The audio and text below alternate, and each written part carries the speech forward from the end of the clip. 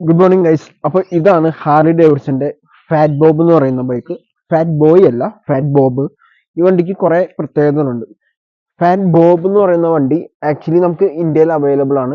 ഞാനിപ്പോൾ ഇത് ഷൂട്ട് ചെയ്യുന്നത് ഓസ്ട്രേലിയയിൽ നിന്നാണ്. മറ്റ് ഫാറ്റ് ബോബുകളിൽ നിന്ന് വ്യത്യസ്തമായി വേറൊരു കാര്യം ചെയ്തിരിക്കുന്നത് ഇതിന്റെ എൻജിൻ അത്യാവശ്യം റീബിൽഡ് ആണെന്ന് പറയാം. കാരണം ഇതിന്റെ സ്റ്റേജ് 2 ട്യൂണിങ് ചെയ്തിട്ടുണ്ട്. അതിന്റെ ഭാഗമായിട്ട് എൻജിന്റെ ക്യാംസ് എല്ലാം മാറിയിട്ടുണ്ട്. സ്റ്റേജ് 4 വരുമ്പോഴേക്കും എഞ്ചിന്റെ സിലിണ്ടറും പിസ്റ്റൺ അടക്കം എല്ലാം റീബിൽഡ് ആവും. അപ്പൊ ഇതിനൊരു ഫുള്ളി റീബിൽഡ് എഞ്ചിൻ എന്ന് പറയാൻ പറ്റില്ല. ഇത് ഓൺ പ്രോസസ്സിങ്ങിലാണ്. ഇപ്പോൾ സെക്കൻഡ് സ്റ്റേജ് ആയി, 4th സ്റ്റേജ് വരെ ചെയ്യുന്നതാണ് ഞാൻ അറിഞ്ഞത്. അതിന്റെ ഭാഗമായിട്ട് ഒരു എക്സോസ്റ്റ് എല്ലാം കയറ്റിയിരുന്നു. പക്ഷേ ഈ വണ്ടി ഇപ്പോൾ കൈമാറ്റം ചെയ്തു കൊടുത്തു.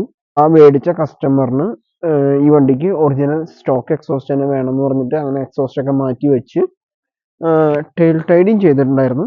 ടെയിൽ ടൈഡിങ് മാറ്റി ഒറിജിനൽ ടെയിലാക്കി. ടെയിലിന്റെ കാര്യം പറഞ്ഞപ്പോൾ മറ്റൊരു കാര്യം ഓർമ്മ വന്നു. ഈ വണ്ടിയുടെ നമ്പറാണ്. ഈ വണ്ടി സാധാരണ ഫാറ്റ് ബോബ് എന്നുള്ള നമ്പറാണ് എടുക്കാൻ ഉദ്ദേശിച്ചിരുന്നത്. നമുക്കിവിടെ ഓസ്ട്രേലിയയിൽ പൈസ കൊടുത്ത് നമ്മുടെ ഇഷ്ടത്തിനുള്ള നമ്പർ പ്ലേറ്റ് കസ്റ്റമൈസ് ചെയ്യാം, നമ്മുടെ പേരെല്ലാം കൊടുക്കാം. അങ്ങനെ ഇതിനപ്പോൾ ഫാബോബ് എന്നുള്ള നമ്പറാണ് കിട്ടിയത്. ടി കിട്ടിയില്ല, അത് വേറെ ആരോ എടുത്തിട്ടുണ്ട്, അതുകൊണ്ട് അവൈലബിൾ അല്ലായിരുന്നു. അതുകൊണ്ട് FABOB എന്നുള്ള നമ്പർ കിട്ടി. ഇപ്പോൾ ഈ കാണുന്ന പോലെ സ്റ്റോക്ക് എക്സോസ്റ്റ് തന്നെയാണ് വണ്ടിക്ക് വരുന്നത്.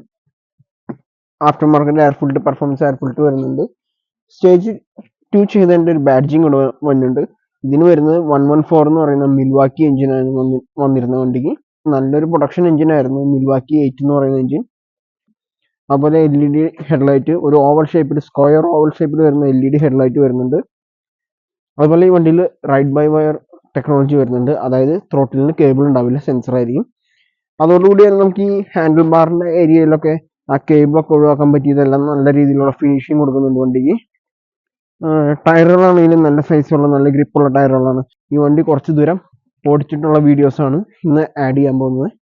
അപ്പോൾ നമുക്ക് വണ്ടിയുടെ റോട്ടിലെ പ്രസൻസ് എങ്ങനെയുണ്ടെന്നൊന്ന് കണ്ടിട്ട് വരാം.